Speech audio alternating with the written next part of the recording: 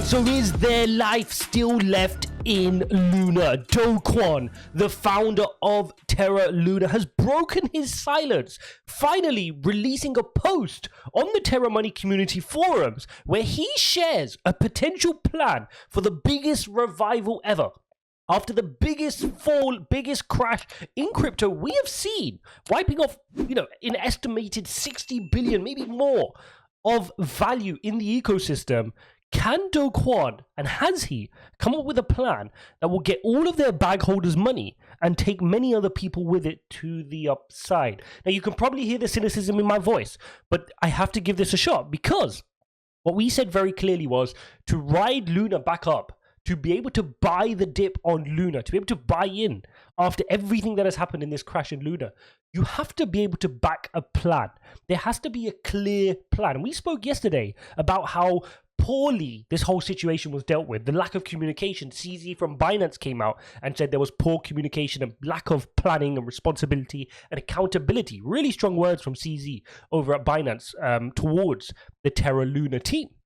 But have they finally come up with a plan? We're going to go through that plan in this video. We're going to look at exactly what Kwon says, and then we're going to come to a decision of what are we doing in this market? Am I buying the dip? Am I backing this? Is this going to be the biggest recovery? Is this going to be a rise of a phoenix back to its all-time highs with Terra Luna? Let's get straight into it, guys. Smash up the like button and subscribe. As always, guys, if you appreciate these videos, don't forget to check out our course member live streams, ijaz.uk/member, where you can join our 3 times weekly course member live streams and get insights on tokenomics, technical analysis, portfolio critiques, and a whole lot more. Links in the description.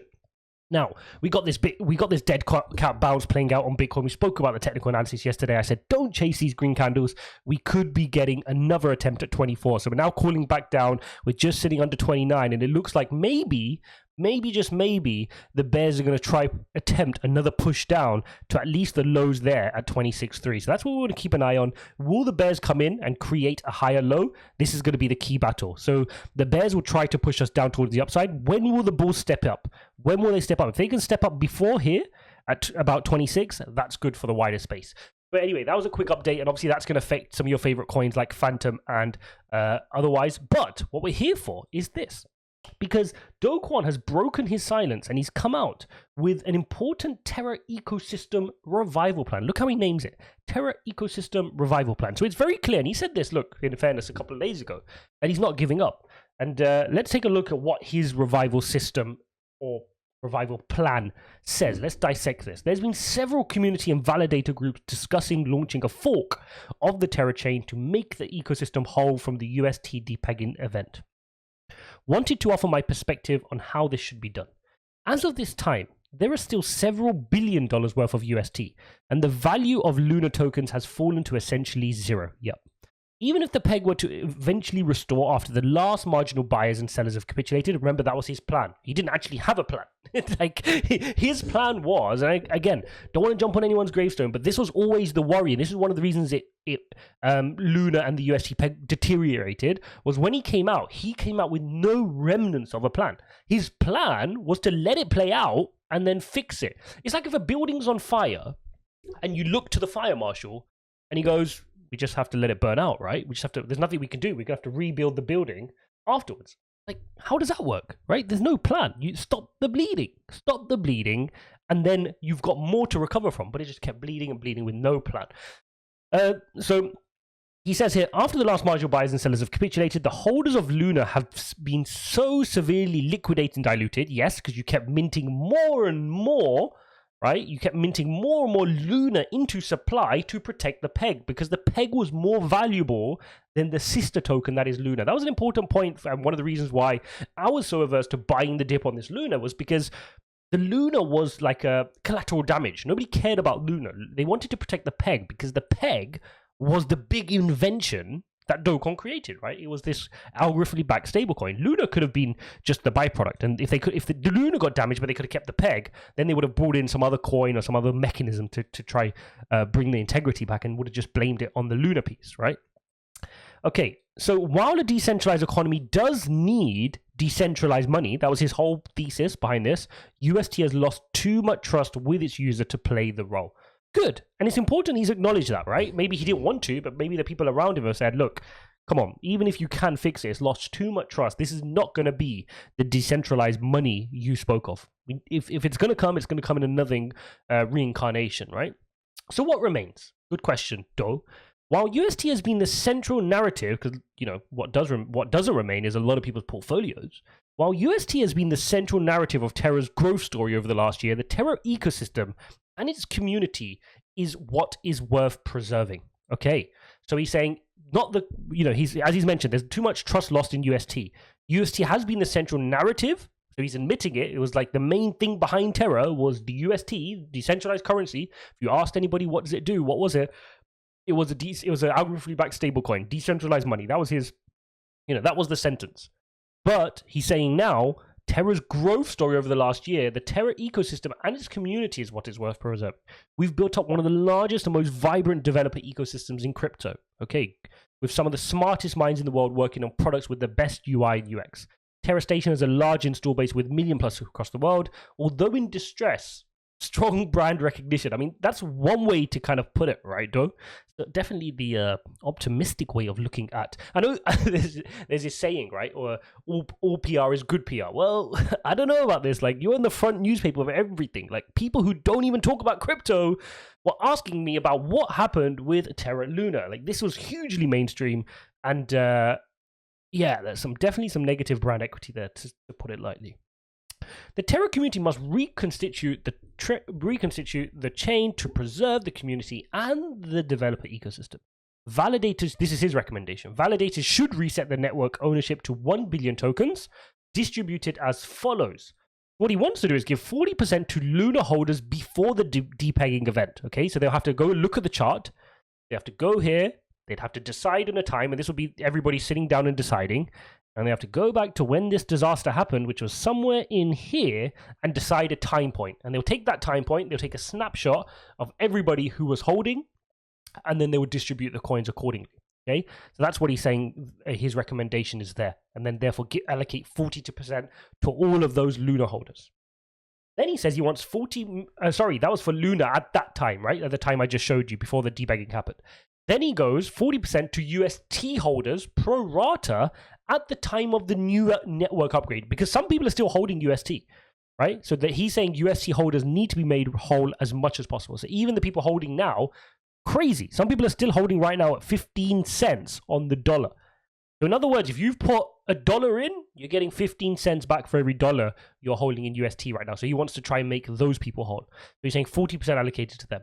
He then saying 10% to Luna holders at the final moment of the chain halt. The last minute marginal Luna buyers should be compensated for their role in attempting to provide stability for the network. So he's saying he wants to give a 10% to people who just jumped in to buy Luna, because he's saying, look, those people who bought Luna at that point, that was an honorary thing. They're just trying to buy Luna to protect the chain, and he wants to reward them. And then 10% to the community pool to fund future development. All Luna besides the third tranche should be staked at the network genesis state. The network should incentivize its security with a reasonable inflation rate, say 7%, as fees will no longer be enough to pay for security. Okay, understood though, and we're going to come on to this. Understood. Call to action. Why does this redistribution make sense? UST holders need to own a large share of the network, as the network debt holders, they deserve to be compensated for the tokens they have been holding to the end. Terra needs a community to grow and make its block space valuable again. The only way to do this is to make sure that token holders, before the attack commenced, the most loyal community members and builders, stick around to keep providing value. It is a hard balance, and no easy answers in redistributing value within the network, but value must be distributed to allow the ecosystem to survive, and in its current state, it will not. Let's wrap this up, nearly finished. The future of the Terra network. The rallying cry for Terra community has always been a decentralized economy needs decentralized money. This is an exciting vision, and while UST has not been successful, the Terra community will find ways of iterating on the idea at some point in the future. So he's not given up hope. He's going to go and try to do another project in decentralized money. That's the clue there. We've got that. But the priority now should be to preserve this amazing ecosystem and to make as many users and builders as possible. Terra should first preserve its L1, and the community should gather to discuss decentralized money once the dust has settled. I hope the community can achieve speedy consensus on how to revive the Terra ecosystem. I'll always be here. Whoa, a lot to get through here, guys. So look, the thing is twofold. So what Do Kwon is saying here is, look, the UST bit is broken. The decentralized money bit is broken. It didn't work. There's nothing there to recover. Leave it. Let's focus on what's left, which is the layer 1 solution underneath it. Now, there's a few problems with this. Like, the layer 1 solution on Terra isn't really what Terra was known for. When you think really good, solid layer 1 solutions, you can go Ethereum, of course. You can go Solana. You can go Phantom. You can go Avalanche. You can go Cardano.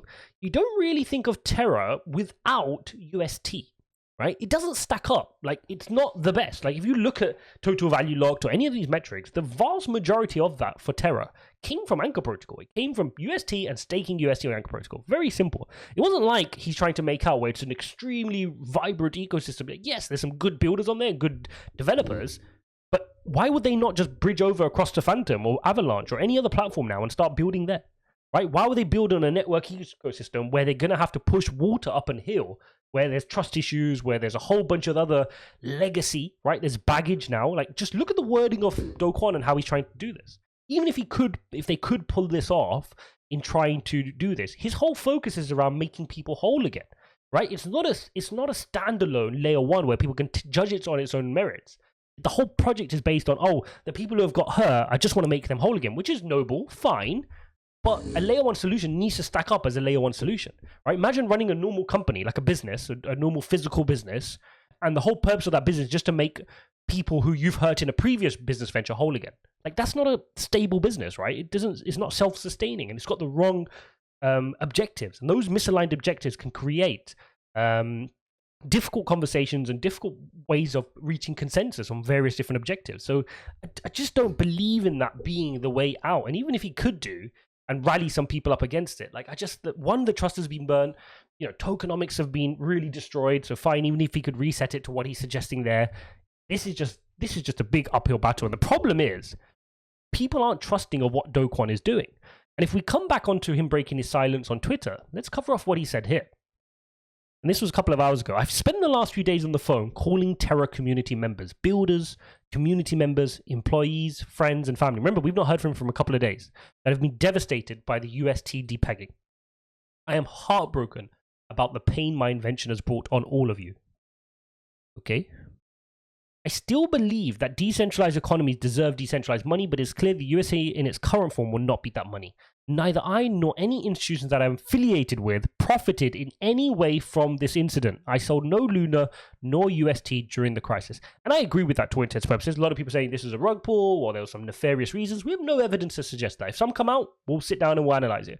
But as it stands, we can't, innocent until proven guilty. You can't say that somebody like Do Kwon has any nefarious kind of involvement here, that he's profiting from it. And I think this, from a noble perspective, he's probably been working on this. He's been sweating over this over the last week, and he's been trying to make people whole again. I think that's right. We are currently working on documenting the use of the LFG BTC reserves during the depegging event. Please be patient with us as our teams are juggling multiple tasks. There are multiple proposals on Agora. We just went through that. What we should look to preserve now is the community and developers that make Terra's block space valuable. I'm sure our community will form consensus around the best path forward. Guys, am I missing something? Like, has he missed his apology? I don't see an apology in here. And this is what's weird. Like, I know he's a bit of a enigmatic character, and he's got a bit of an ego, and people say that, but like, come on, man, be human. People have lost their life savings. People are talking of potential suicide in crypto, and he's not even said sorry. He goes, I am heartbroken about my invention, about the pain my invention has brought on you. It's almost like, I'm sorry, like, it's happened, but I'm not sorry about it. Right? He's not admitting, like, he's just, I don't know, there's no humility here. Maybe it's just me reading too much into it, but that's how I feel when reading this. And that's kind of the challenge now. Like, one, if he's going down this layer 1 route, even on his merits, let's ignore Do Kwon, ignore the past, just put Terra Luna, whatever's left once you take UST, as a layer 1 solution, and stack it up against Solana, Phantom, Algorand, with top tech designed just for that, with good ecosystems of people building. I don't know. I don't think it stacks up. And then when you then add on all the baggage on top, you add all the fact that this whole tokenomics are built around making people whole again, right? The people who are burnt, and then you've got, which is fair. I understand he wants to make people whole again, but doing that for creating another venture which is just designed to make people whole again, like, how does that work? It's conflicting objectives. And then on top of that, the detrust issues, right? This is huge negative global branding. Doesn't mean Do Kwon can't come back, but he needs to take some time out, come back in another form, in another guise with new branding, maybe a new pseudonym, maybe he changes his name and changes his NFT picture and Twitter handle, and nobody will know it's Do Kwon. And then he could make his same jokes on a new crypto he starts in another couple of years. But this is a tricky one, guys. And the reality is, when you see these kind of proposals, you don't need to make a decision now. And that's the thing. Like, if you're in the markets, you don't need to be scared. And this is where a lot of people are trying to FOMO in, right? You're seeing, again, this same FOMO attitude around, oh, I don't want to miss Luna, right? What if it's the biggest recovery ever? I want to be a Luna whale, and I would have had the chance to buy it. No, and I didn't. That's what's going to keep everybody poor, right? That's what's going to keep everybody making the wrong decisions. Because the reality is, you name me one billionaire out there right now that's trying to chase Luna at no. If there was a chance that Luna's that simple, they would have bought all the coins yesterday, right? So, but the average person who's throwing 10 grand, 20 grand behind this, like, what's your rationale behind it? If you really think it's going to go on a journey to recover back up, let's say to $100, miss the first bit, right? Catch it on, miss the first 5, 6, 7, 8%. Pick up the rest of the journey. Why do you need to go in now when there's no clear semblance of a plan? Even the team don't know what they're doing. We don't know how this is going to play out. We don't know if people are going to kind of forget about the trust issues, and we see the developers stay on Terra Luna, continue to develop there. The reality is we don't know yet. How many of those developers are right now scrambling to make plans to move their projects over to a Phantom, to an Avalanche, to a Solana maybe? What are they doing? Moving it across to Ethereum. How do we know what's going to be left once the dust settles? And that's why you need to make decisions with a clear data in front of you. Once you've got that clear plan, then make data. That is why I said, when people are asking me literally in the midst of it, are you buying Luna? Are you buying Luna? No. I'm happy to miss out on any potential upside I may miss, because there's no clear plan. Any upside you get is just FOMO right now. Right? But when there is a clear resemblance of a plan, if I see Do Kwon coming out with a clear plan of action, say, this is how we're going to rebuild, this is what we're going to do, and maybe I'll even wait to see that actually start to come into fruition, maybe, just maybe, I will jump in on Luna at one day then. But that's a far cry from now. Hope you guys enjoyed this video. As always, that is Do Kwon breaking his silence with the first step of his revival plan for Luna. Again, sorry for all of those who were hurt during this episode, but hopefully, through the way I'm breaking down what Do Kwon has just said, hopefully it gives you another viewpoint, another way of analyzing sometimes the data that is just given to you, which you're just kind of told to accept. Oh, look, there's a plan, jump in, we're gonna go back to the moon, right? Hopefully the way I've broken that down helps you understand that not everything that's typed on a forum or a Twitter post is completely as it seems, and you need to dive into it and dissect it to find out what really is the meat behind the story. Hope you guys enjoyed this video. As always, smash up the like button and subscribe. I'm gonna link up the video to the full Do Kwon a UST DPEG drama. If you've not watched that video, it's nearly at 10,000 views. Go and watch that just to make sure you understand exactly what happened. If you're late to this story, as always, smash the likes and subscribe, and I'll see you in the next one.